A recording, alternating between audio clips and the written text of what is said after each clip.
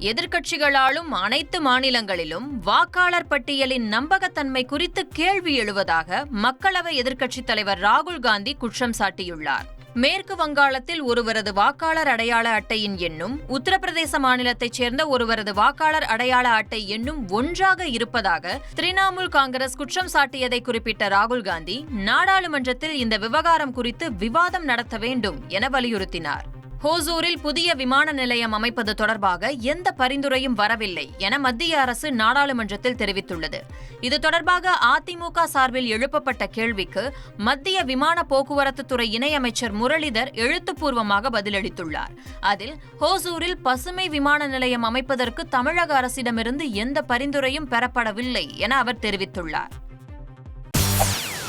செய்திகளை உடனுக்குடன் தெரிந்து கொள்ள உடனே சப்ஸ்கிரைப் பண்ணுங்க.